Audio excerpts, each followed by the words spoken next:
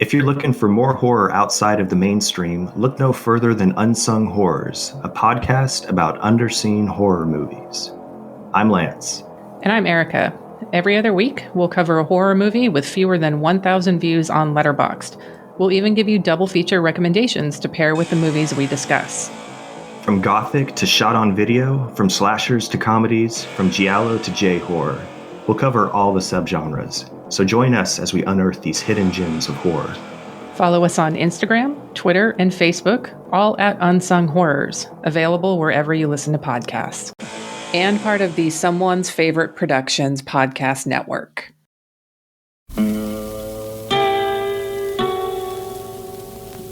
Hello, filthy movie lovers. My name is Gentry Austin. And I'm Casey Scott. And we're the hosts of the Sin Syndicate, film podcast for something weirdos, anti-criterion bros, and Joseph Sarno aficionados.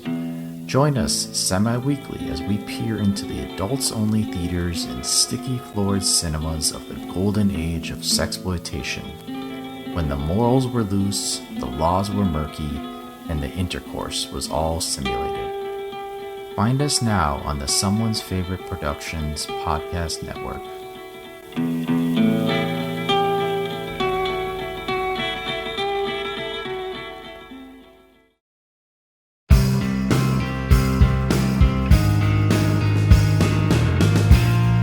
Weirding Way Media.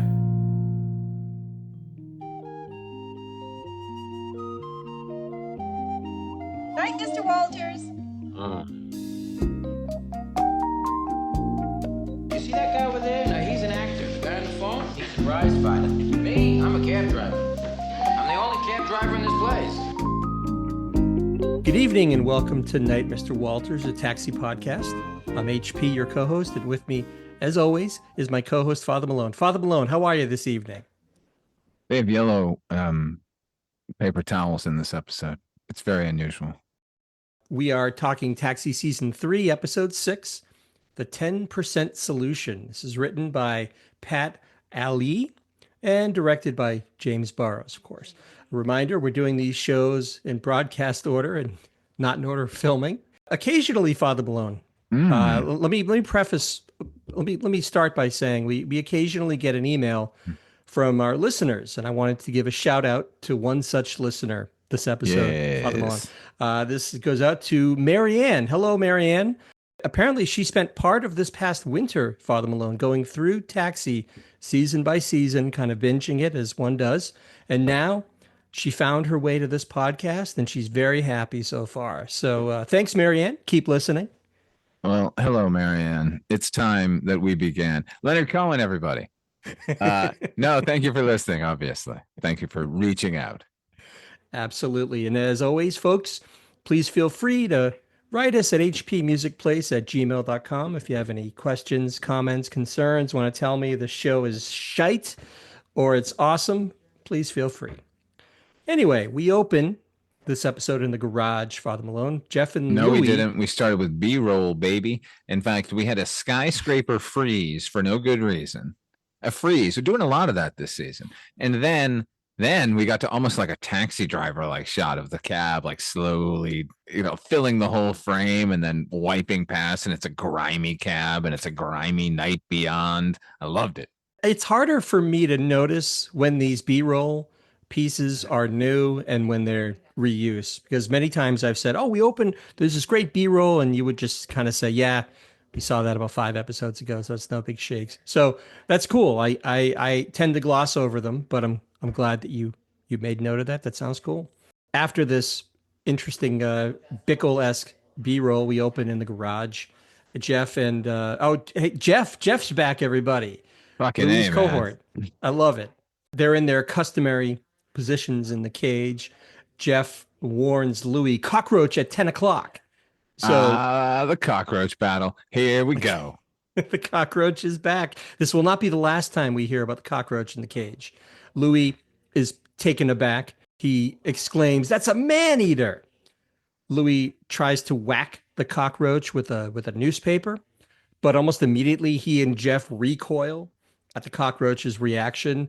Louie says, "Did you see that? I hit him with everything I had, and he just smiled at me.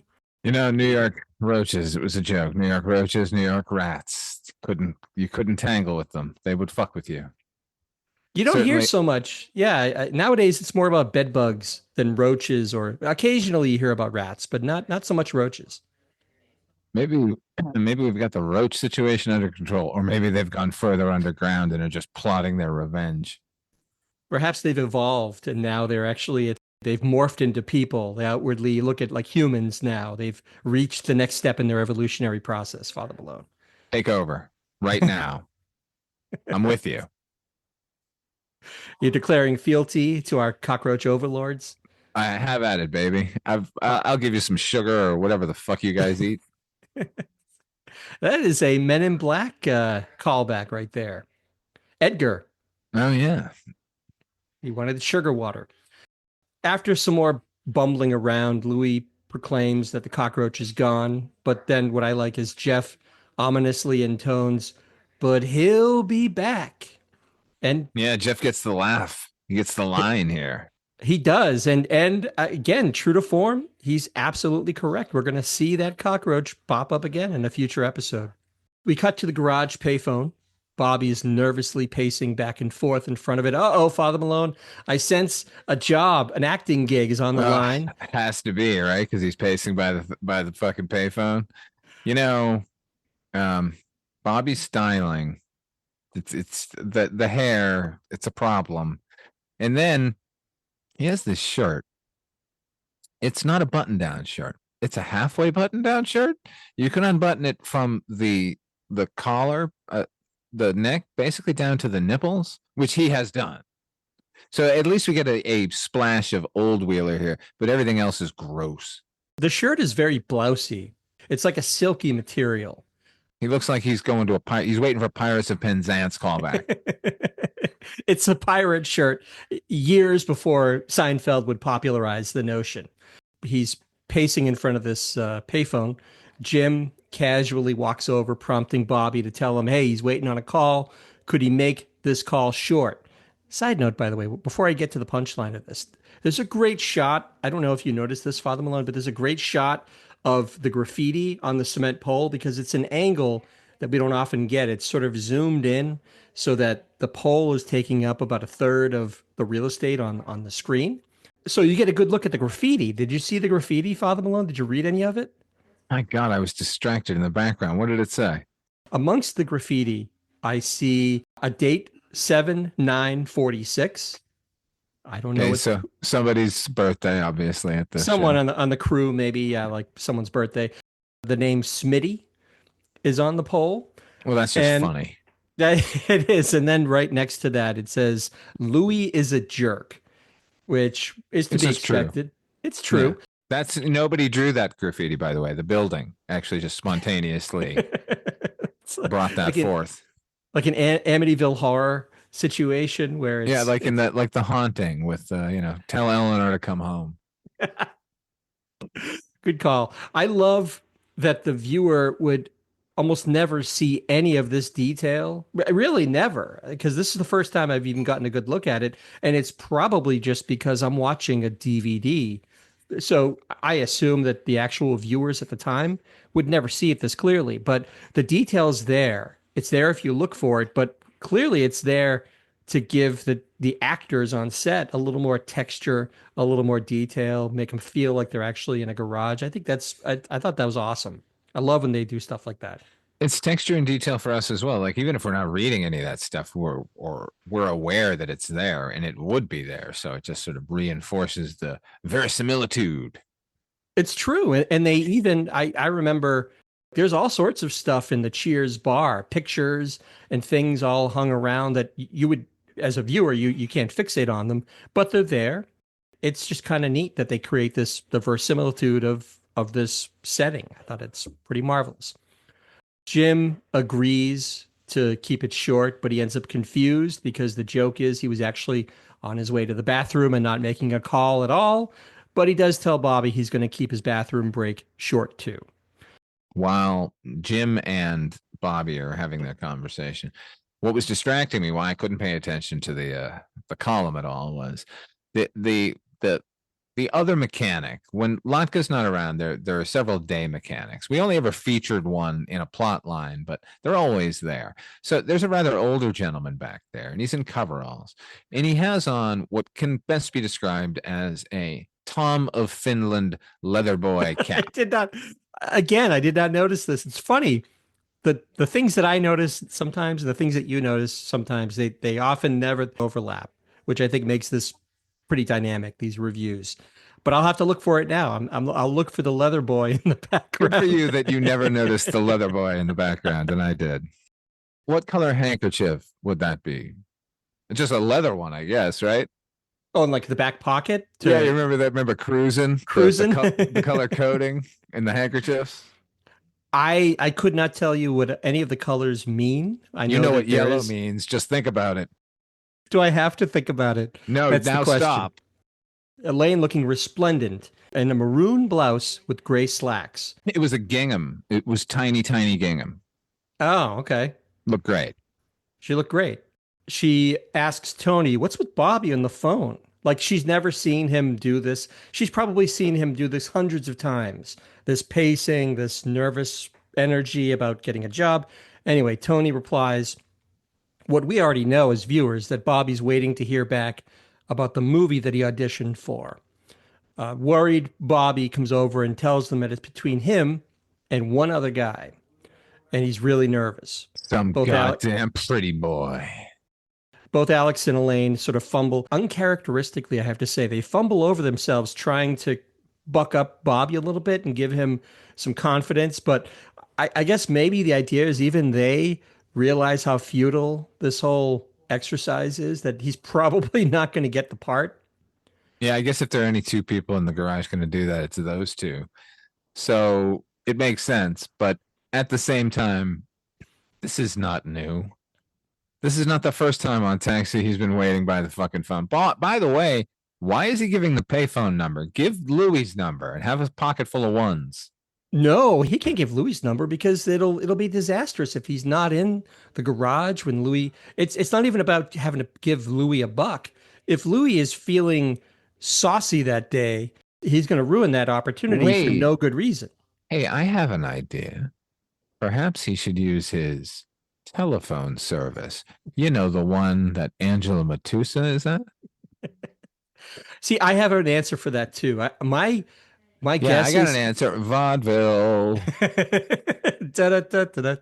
No, I think he probably can't afford that answering service anymore because he's not getting many jobs now. He's getting no more jobs than he was. How can he afford an answering service? Bobby goes back over to his post guarding the phone, and Latka is now on the phone talking on it, which freaks out Bobby. Bobby implores Latka that he's waiting on an important call. Latka says his call is important too. He's ordering lunch from a restaurant, Father Malone, that serves food from his country. Another side note, isn't it maddening to you that we're 3 seasons in and they still have not given Latka's home country a name, Father Malone? Doesn't this drive you crazy? No, I disagree with you. And I bet that it was sort of contingent in Kaufman's contract that they never get to name it. Remember, he's foreign guy or foreign man. But I can see he wouldn't give the country a name there because it's just a silly premise for a nightclub act. This is 3 seasons worth of material that we're now dealing with. Anyway, I found it a little bit vexing, but maybe I'm the outlier. Anyway, Latka proceeds to run through this whole long litany of ordering the food on the phone in his native language, and it's just driving Bobby crazy. Bobby is seething in the background because he's just taking so long. And then Bobby finally says, "Can you make it faster, Latka?" Latka says, "All right, just give me the number 7." But this is after he's ordered like 5 or 6 things, extra crispy this. Yeah. This is what I'm saying. Latka knows what he's doing sometimes here, man. A little darkness here because he could have just ordered the number 7 at the beginning, but I think he's doing it just to fuck with Bobby a little bit. Remember what he was saying he does to bisexuals? We're getting a whole new side of Latka in season 3. That's right, the one with Tony, the Elaine's triangle. That's right. That was a recent one. That was. He's really emerging from the darkness here. Bobby gets the call, and through just his side of the conversation, you can just hear that the other guy got beat him out for the part. And he goes over, he's talking to the other cabbies about it. The part that really gets to Bobby, that really burns him up, is that this other guy has no experience and not much talent, but he got the part because of his looks. He wasn't better looking than Bobby. Let me make that clear. He just had the right, quote unquote, right look. According to Bobby, casting goes in cycles and the common look is in right now. So, Common look. That's good. common according to Bobby. I mean, you have to understand Bobby is a narcissist. So, anything that's not his idealized perfect visage is going to be labeled as common. But as Bobby describes the current look, we see that he's basically describing Tony. As he's describing all these features, Tony is just behind him, rather humorously pantomiming everything that Bobby is describing. He's got kind of a smile, a dumb look, whatever. Bobby looks over at Tony, confirms that, yeah, this is the look they're looking for. Tony is the look that they're hiring for these days. First of all, Tony is better looking than Bobby. So if the criteria isn't a better looking guy, just a type that they happen to be looking for, then he's wrong. This sends Bobby into one of his patented "I'm through being an actor" tirades. Right? We've seen this. Oh my God, how times. many times? Enough, Bobby. Jesus. This performative gesture that he makes in front of Louie and the cabbies and the whole garage, like, it's too much. I'm quitting. It's enough, Bobby. We get it. We cut away. We cut to B-roll of Bobby's awesome basement apartment again, which you and I have been enamored of for some time. We cut inside as Bobby is sitting lost in his thoughts while Tony runs down the steps. We see him in the window running down the steps to the apartment. He comes in bearing beer and fudgesicles. Nice. Which, for me, it kind of gave me Laverne and Shirley vibes a little bit, Father Malone. Do you remember when times were tough and the Milk girls... and Pepsi. Milk and Pepsi hit the spot. Beer and fudgesicles just seems... It actually is kind of endearing that that's their thing, right? And of course, Tony is now... I don't know that we've seen him wearing this too much, but he's wearing his patented New York Yankees jacket. It's his uniform now. He's trying to cheer up Bobby, basically. He's bringing him these things, the beer and the fudgesicles. Bobby doesn't feel much like talking, but Tony asks Bobby earnestly if he can teach him to be an actor because he reasons that he's got the look that the casting agents are looking for. Kind of makes sense. When an incredulous Bobby asks Tony if he even knows what acting is like, Tony says he was in a grade school production of Rip Van Winkle. He played the guy who woke up Rip, and he comes back to it a few times like, "Wake up, Rip, wake up." This is evidence of his acting chops, which drives Bobby crazy, of course. Nevertheless, from the moment that Tony started puffing up in the background back at the garage, I got excited because it's a Tony Bobby episode. Tony Bobby episodes are usually fucking winners. So by the time we get here, and now here's the setup, oh my God, how delirious. Bobby has to manage Tony and puppeteer him into a career in acting. Sign me up. The Bobby Tony episodes are usually pretty good, aren't they? Yeah, I love their friendship. I wish we spent more time with. I wish we spent more time with them without plot getting in the way. Like, I wouldn't say no to a hangout episode with those two guys. There is a fun dynamic between the two of them because they are so different, but they are such good friends, even though we all know that Bobby tends to be kind of a dick to Tony, but that's all part of the dynamic and we all accept that. So yeah, I agree. I was kind of excited for this too, because it's very rare. We don't get these kinds of stories that often. And proof of their friendship right here. And Bobby says, like, you got to wipe your face. You got fudgesicle all over it. And then he uses yellow paper towels. It's the weirdest thing. Was it a paper towel or was it just a kitchen towel? No, he grabs a roll of paper towels and brings them into frame that are yellow. And then he peels off a yellow piece and then hands it to Tony. Paper towels went through a thing for a while where I don't know if this is the case anymore because I haven't seen them, but they used to have things printed on them. You could get pictures or designs. It would look like something in your grandmother's Fancy. house. Oh, look, a Right. fleur de lis. This paper towel is straight from France. At some point, everybody figured out that all that extra ink was doing nobody any favors, least of all the cost of these things. So maybe this is a throwback to that. I don't know. Bobby keeps trying to dissuade Tony about the folly of becoming an actor, but he won't give up. Tony won't give up. He reminds Bobby that the guy who beat Bobby out for the part also had no experience, but he had the look. And after a moment or two, Bobby, he's swayed by Tony's logic, for lack of a better word. And he says, "What the hell? I'll call my agent and I'll set it up." No, no, no, no, no, no. I don't want your agent. Listen Yeah. here, Bobby boy. Your agent getting you nowhere. I need a better agent. I need you, Bobby. Tony says in uncertain terms, "I don't want your agent because your agent hasn't exactly made you into a star, Bobby. I want you, Bobby, to be my agent," which is a wonderful vote of confidence for Bobby and his skills at being a manager. And oh, the possibilities here, HP. Had they allowed Bobby to pursue no longer acting, but theatrical agency, oh my goodness, where we could have gone. Tony shares with Bobby this fantasy that he's had since he was a kid. He said he always felt like he was going to be famous. Tony thought that it was going to be as a boxer, but hearing all of this from Bobby makes him think that maybe he's destined for fame and fortune as an actor and not a boxer. He's ready for a role in the Rocky Horror Show, some sort of revival off Broadway. As Rocky. He could be Rocky. He could be Rocky. He totally pull that shit off. Yeah. He could do that. He doesn't need to really do much of anything, right? No, man. Yeah, I never thought of it that way. And I'm sure it was playing in Times Square at this time, right?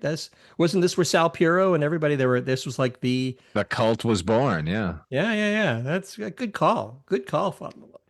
Like I said, finally Bobby is convinced he's going to manage Tony. He says, "Let's give it a shot." He pulls a bunch of plays off of his shelf for Tony to study. He just picks a bunch of how books. I wish I could have zoomed in and gotten them. I mean, I did zoom in, but I couldn't get any of them. They name one of them, but I don't even know if that's one of the books that was in his hand. I think he named Long Day's Journey into Night. I think there's a monologue there that he said you have to learn. I might be wrong about that, but I think that's what he said. And they're going to start tomorrow. Tomorrow is the official start of their enterprise. So Tony leaves as we fade to commercial.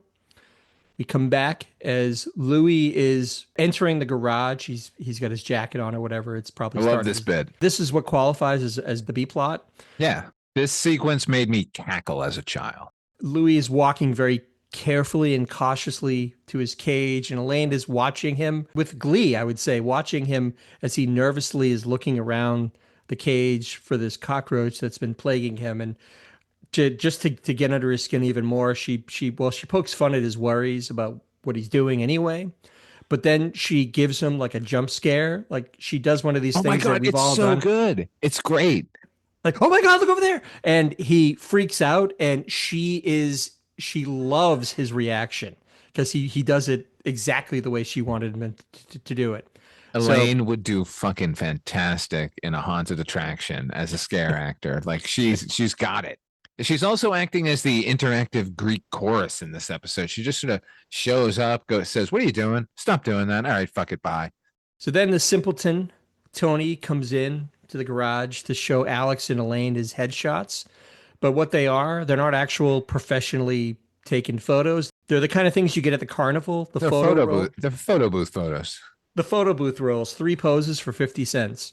Bobby comes in and Tony, ever the simpleton, comes over and shows, "Hey Bobby, look at my headshots."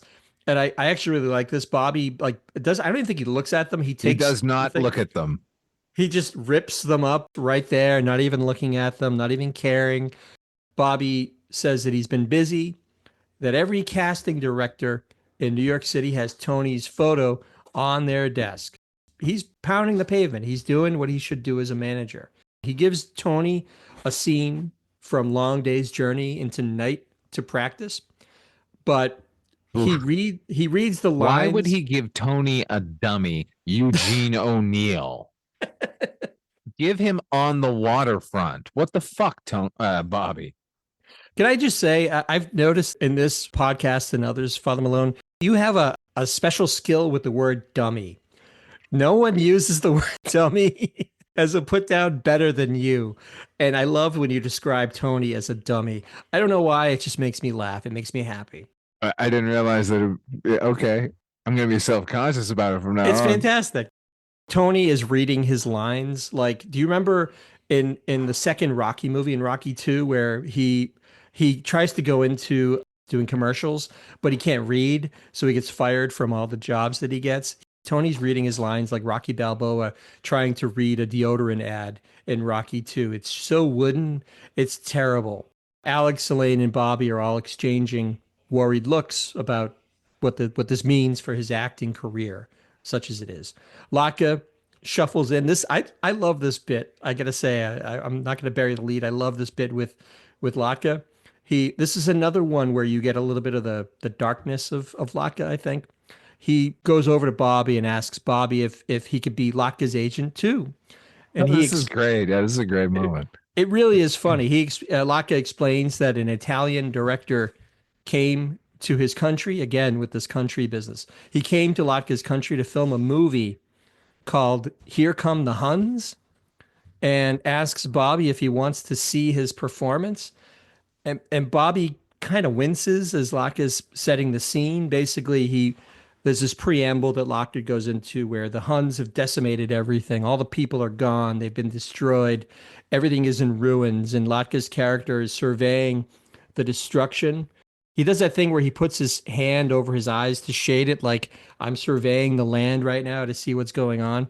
And it's a Christopher Guest quirky, kind of performance. He would fit well in Waiting for Guffman here. It is so funny. My favorite part of all of this scene is that just as Latka is going to launch into his part, after he's described the scene, he has this buoyant way of saying, and it goes something like this. So after all this buildup, Latka's character looks around and he just goes, he clucks his tongue like you would do if you saw somebody throwing litter on the ground. You think it's going to be this deep emotional scene with, wringing of hands and crying and shrieking, and it's just clucking his tongue. It's really, trust me on this, it's really good. I'm not doing it justice. It's really funny. Just after Latka does this performance for Bobby, the phone rings. Bobby answers the phone. He's flim-flamming with a casting director who's getting ready to offer Bobby. Let me check my schedule. Let me see. Oh, he's working with Barbara Streisand that week, and next week it's He's trying to make Tony sound like he's this big hotshot. He says, "Well, no, he's got the Fonda movie that week, but I think we can fit you in." And he gets an audition for Tony, and Tony is excitedly watching all of this, and then Bobby gets off the phone, and they're both literally jumping for joy. This is Tony's first audition, which is pretty good considering it's only been one day that he's been at this.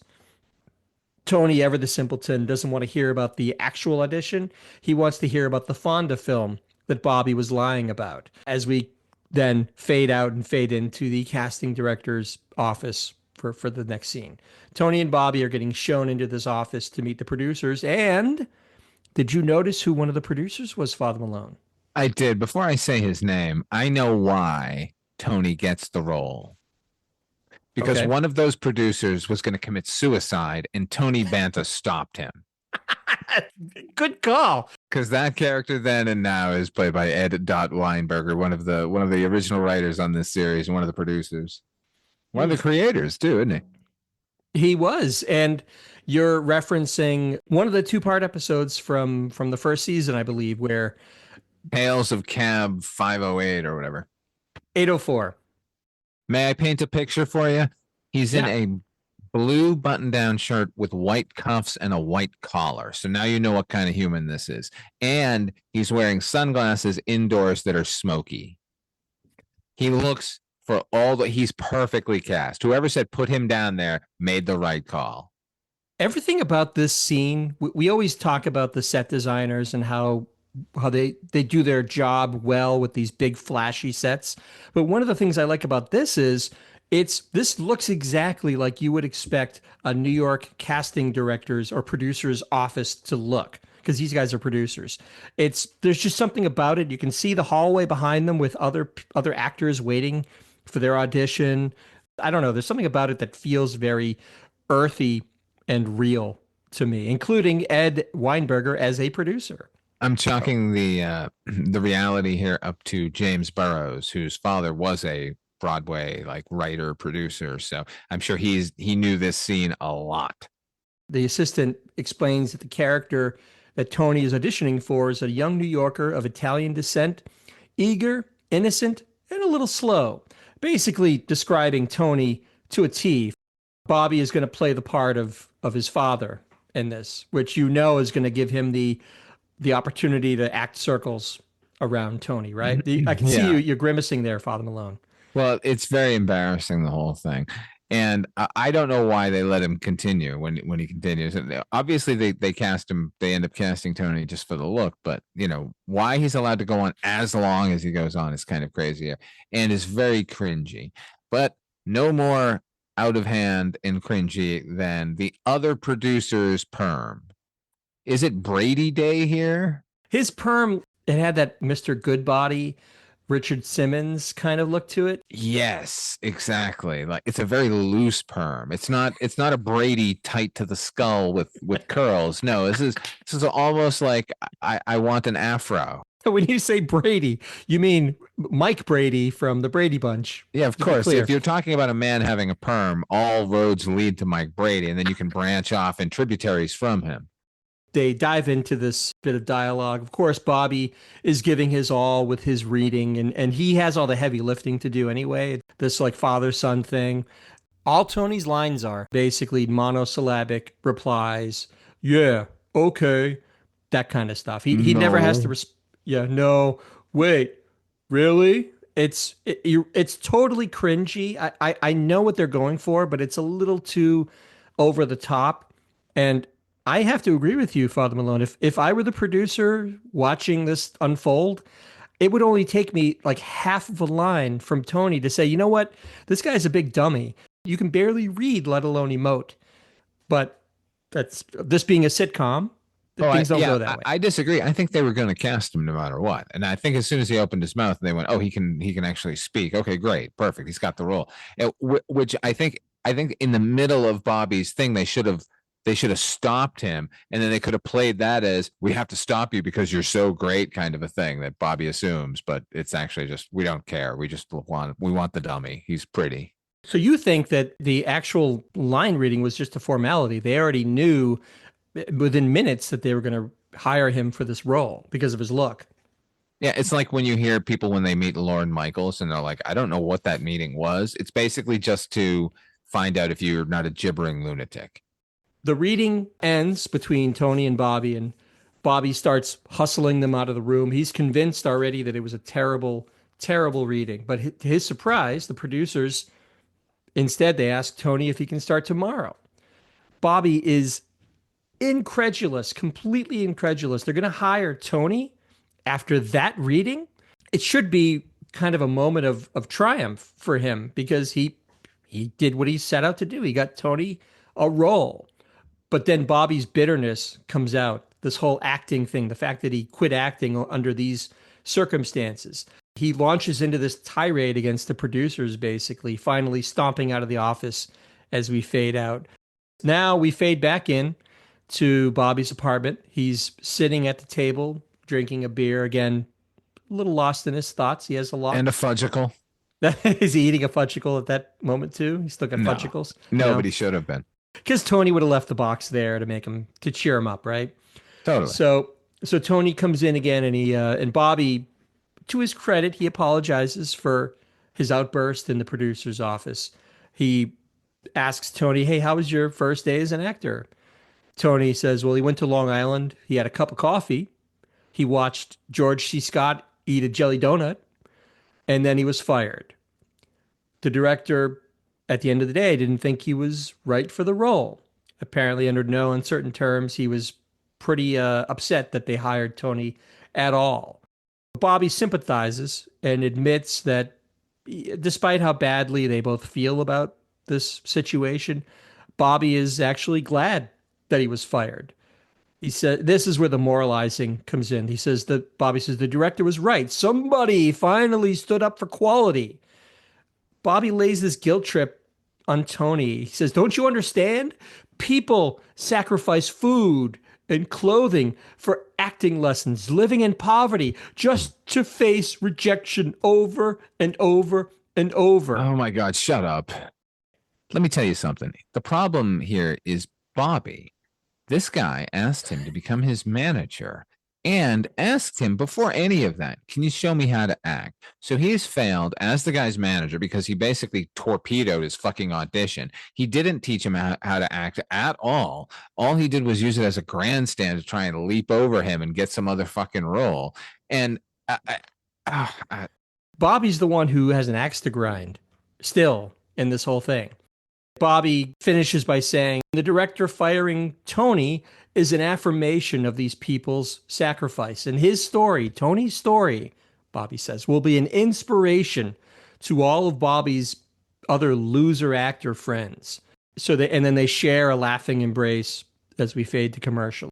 I mean, I guess at the end of the day, Tony really doesn't seem to have cared all that much about getting fired. I think maybe he realizes that this is going to be a lot more work than he had thought it was going to be. So maybe he's to some degree relieved. But I'm with you, Father Malone. I don't like the fact that Bobby basically used Tony as an example to prove his own superiority, or his perceived superiority as an actor. And I just have a real problem with that. Yeah, so I don't know what the motive was. Was that to prove to Tony that he's out of his depth? Was that to prove to himself that he could get a dummy into a role? Did he use the whole thing just as a gambit to get in the room and like sell himself over Tony? And if not any of those things, he's a terrible friend for not speaking plainly with Tony and saying, yes, you can potentially get a role because you're pretty and you're dumb, but you cannot act. You are going to have a problem. The thing of it is, we were talking about all of these other Tony and Bobby episodes, and they are good episodes, but this is all well within the parameters of what goes into those episodes, because Bobby has been shown time and time again to be a terrible friend to Tony, starting with the fact that he killed Tony's fish and had them macabrely mounted on the largest plaque that he could find. It's gruesome. It's like an EC comic come to life. We talked about it. So this is all well within character for Bobby. So I'm not a bit surprised. Well, yeah, but again, I'm trying to figure out his angle here, because if he wanted to prove to Tony that Tony was out of his depth, then he should have said, yeah, I'll be your manager, but first go talk to my agent, like just do an audition for him and see what he has to say. Because that would have at least given Tony the knowledge that he's going to be fired from any job he lucks into. There's probably a dozen ways that he could have proved to Tony without actually telling him right out that you're not good, you're not going to be an actor. He could have enrolled him in an acting class just so they could have been the ones to say, I don't think this is going to work out. You have no talent. But I want you to talk to my instructor. I take a class. I just want you to come to the class with me, and I want you to get up and do something and then hear the critique and then decide if you want me to be your manager or not. You're giving all of these possibilities as to what Bobby's endgame was possibly going to be. And the only thing I can say to all of those possibilities is yes. I think any and all of those things were in play on this. I think Bobby, he's always playing the martyr when it comes to acting. This is just another way for him to prove to the acting world at large, to the industry, that fine, you want somebody for their look but lack of talent? Here you go. I'm going to give you the guy with the least amount of talent that I could find, and have at it, Hollywood. Go for it. Let's see how you like it. You don't want a guy like me with talent and ability and looks, then Go screw. No matter the motive, it's ultimately petty. There's something to be said for that, for that laser focus on being so petty and proving it. I don't know. I guess maybe there's something to be said for that. So now we have the resolution of the B plot here. This is a little bumper. We don't get enough of these bumpers, I don't think. We got a lot in the first season, not so much second season.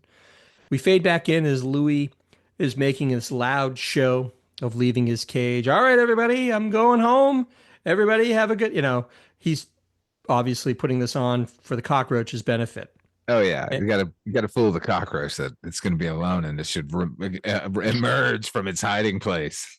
So Alex comes down the stairs, probably going home for the morning or whatever. He sees Louie emerge with this big fishing rod, and he casts the fishing rod into the cage. He says, I think he tells Alex that he baited it with hamburger. Alex observes all of this, and he starts talking to Louie about this crazy scheme that he's going to catch the cockroach with the fishing. What, he crazy, Louie?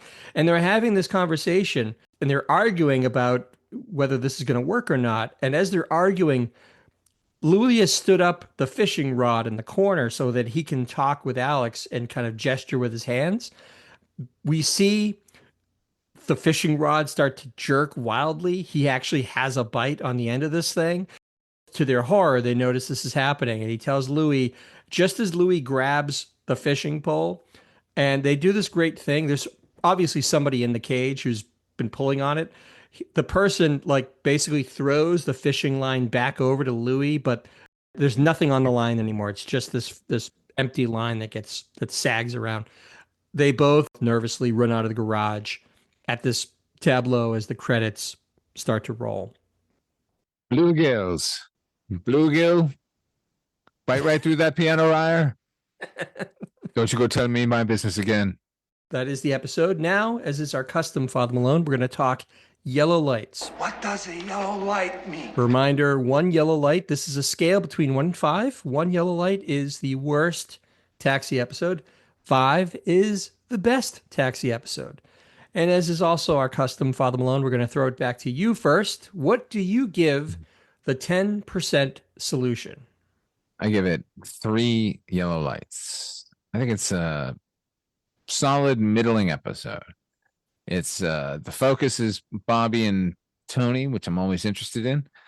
The jokes are mainly good. Everyone's in character here, particularly Bobby. Even if I don't like what he's doing, it actually makes sense what he's doing.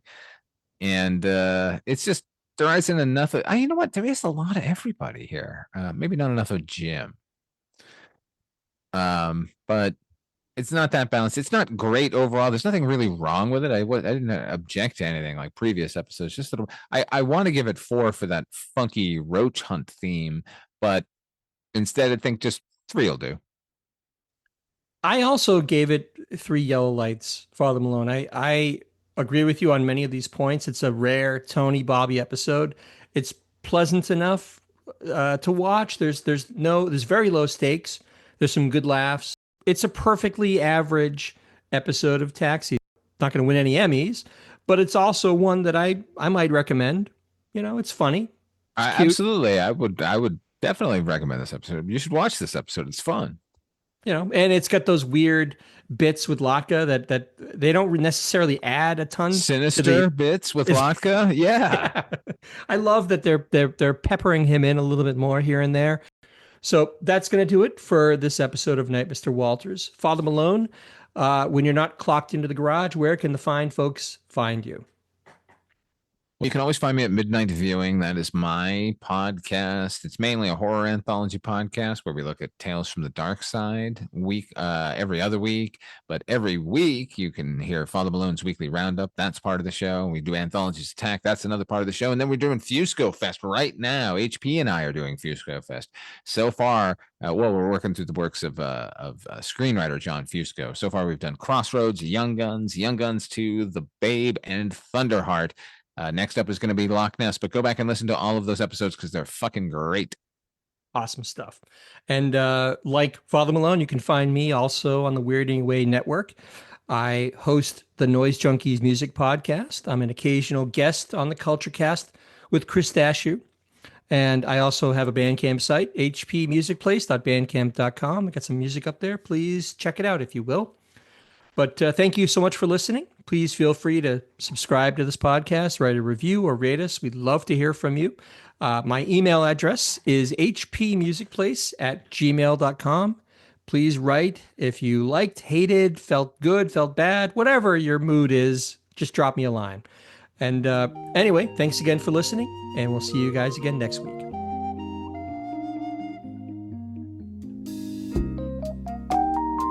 Night, Mr. Walters.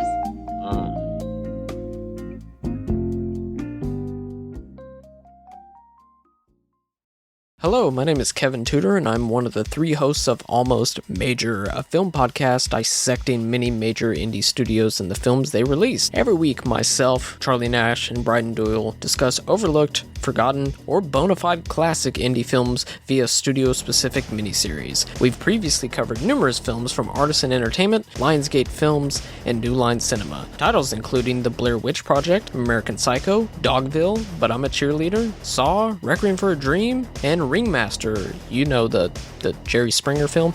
Anyways, we have a fun time every week and we hope you will join us. Subscribe to Almost Major wherever you get your podcasts. Now proudly a part of the Someone's Favorite Productions podcast network.